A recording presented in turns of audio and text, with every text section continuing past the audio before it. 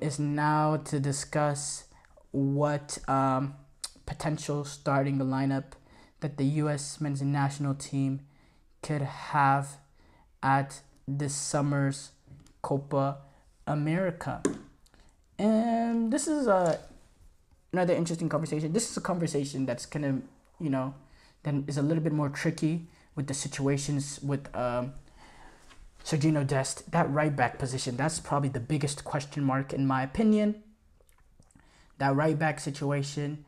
And also when it comes to the number 9 situation, that's also very, very tricky. In my opinion, okay, no. Well, let's start from the back to the front. So obviously my goalkeeper will be Matt Turner. I think that's clearly the most obvious option, Matt Turner. I think the center back partnerships for me, it's clear. It's Chris Richards, it's Tim Ream. Those are the two. Left back, clear, Anthony Robinson. Now right back, the right back position, Joe Scally, he's the best natural right back we have in the squad. Now you got a guy like Shaq Moore, who was also in the squad for some reason. You also have some unnatural right backs that are in the squad. Yunus Musa, he spent some time there this season. Timothy Weah, although I think he is our best winger, one of our most direct winger, he spent some time there before. I would definitely not put him there though. But the main one is Yunus Musa. I think Shaq Moore has no business even being in the squad, so let's not even go there. For me, the right back is gonna be Joe Scally. Him being the natural right back, I think he's the best right back we have. So that would be my back four: Joe Scally, Chris Richards, Tim Ream, Anthony Robinson. Now my midfield 3 is interesting. I'm gonna go with the same midfield 3 that we had at the World Cup. Tyler Adams, Yunus Musa, Weston McKennie. The thing that does concern me with this midfield 3 is the lack of creativity. They have good energy levels, and you know what? No, I'm gonna change that up. I'm gonna go with Tyler Adams. Oh, that's actually a hard one. Because you need more creativity within the U.S. men's national team. The back four say Joe Scally, Chris Richards, Tim Ream, Anthony Robinson. I originally had Tyler Adams, Yunus Musa, Weston McKennie, but I want to fit in Giovanni Reina in there for now. But for now, I'm going to go with Tyler Adams, Yunus Musa, Weston McKennie, just because I think that's the best midfield 3 that we have. I think if we do play a guy like Giovanni in there, it provides more creativity, but also could be dangerous in the fact that I think teams will look at that midfield and, it'll be a little bit open if we're going up against a team like a Uruguay with Bentancur and Federico Valverde. I think they'll dominate us. I think a team like Brazil with Douglas Luiz and Lucas Paquetá and Bruno Guimarães, I think they'll dominate us. I think Argentina with Enzo Fernandez, Rodrigo de Paul, McAllister, I think they'll dominate us. So, but then again, we put this midfield 3 out: Tyler Adams, Yunus Musa, Weston McKennie, and I thought we outplayed Jude Bellingham, Declan Rice, and and Mason Mount at the World Cup. So this is a midfield, in my opinion, that could be very, very strong at the same time. Now the front 3 for me: Timothy Weah, I think he has to start. I see some lineups without him. I think that's crazy. I think he's the main guy that we have that gives us vertical runs in behind, with his verticality, with his pace, with how direct he is. I think how he performed in the World Cup, for me, he's clearly starting out on that wing. He's obviously going to be there. I think Christian Pulisic is on the other wing for sure. Absolutely.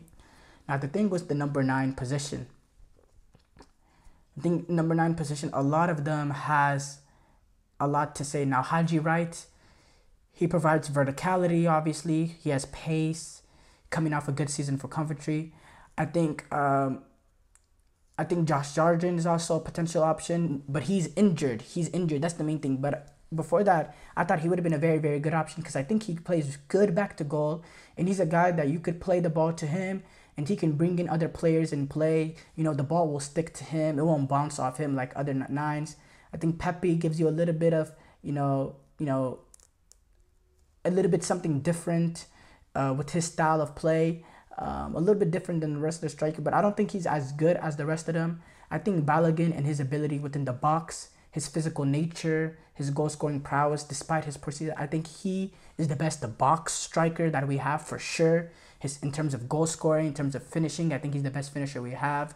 I think he's the best in terms of making those clever runs, finding clever spaces within the box, manipulating spaces, making these clever runs. I think he's the best guy we have within the box.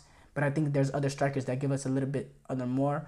I'll probably go with him to start off as our 9. I'll go with Balogun. But I definitely think he has to prove something at this Copa America because he's had a poor season at Monaco. Very poor, in fact, that they're looking at other options to replace him. It's very, very important for him to have a great European Championship. Now, there's been other lineups. Now, that's the lineup I'll go. Pulisic, Balogun, Weah, Tyler Adams, Yunus Musa, Weston McKennie, Joe Scaly, Chris Richards, Tim Ream, Anthony Robinson, Matt Turner. Now, Giovanni Reyna, he is potentially an option in midfield. To do that, you'll probably get rid of Yunus Musa. And if that's the case, maybe that opens up, the right back position for Yunus Musa. Or, Johnny Cardoso. He's had a very, very good season, in my opinion. Has had a very good season for Real Betis. I think he's an option. He's been incredible in my opinion. But with him, him and Tyler Adams, it will be more of a double pivot midfield, And I think that's a good option that they can go with. But again, there's still creativity issues there with Tyler Adams and Johnny Cardoso. There's not a guy like Yunus Musa that will drive the ball forward. I think, there'll be times that we might get sucked in playing those two. And I don't think Weston McKennie is creative enough to be someone that plays in front of Tyler Adams and Johnny Cardoso. I think naturally he likes to drop down sometimes and receive the ball. And, we will lack that midfielder that can drive the ball and take it forward and join in with the attackers with a midfield 3 of Tyler Adams, Johnny Cardoso, Weston McKennie. So it's interesting to say. Now, having a guy like Giovanni Reyna on the bench with the talent that he has maybe seems criminal, but he's had a very poor season for Nottingham Forest. He didn't play at all at Dortmund, and then it's been a disaster, his loan at Nottingham Forest. So the form is just not there. Now, the talent and ability is there, but the form is not there. And it is important for him to have a big Copa America this summer to get that new move to a club that he can, continue to be great, so he can show a club how great he is to his natural ability. It's important for him to have a big Copa America, but I don't know if he's gonna have that opportunity at this one. Not as a starter. I would not start him. I think his form has not been great enough, in my opinion. Obviously there was that situation that happened over the last World Cup, after the last World Cup, youth soccer situation, basically. I don't think that has a factor in Greg Berhalter's decision, but you can't say, you can't act like it's not in the back of his mind. You can't pretend like, that's not at least in the back of his mind. Let's just be 100% real. But for me, I just don't think he's been good enough. I don't think he's played enough.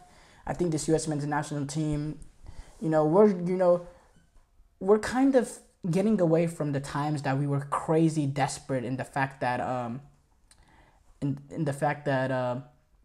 even if a player having a horrible club campaign, if he had talent, we would still play him just because of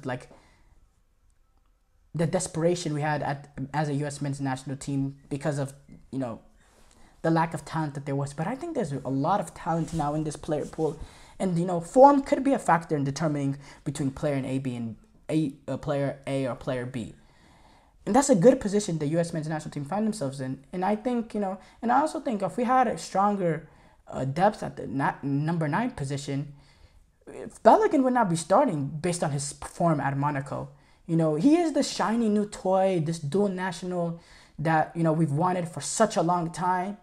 But his form is just not good enough at Monaco. It hasn't been. It's been pretty poor. And, it's important for him also to have a good Copa America too.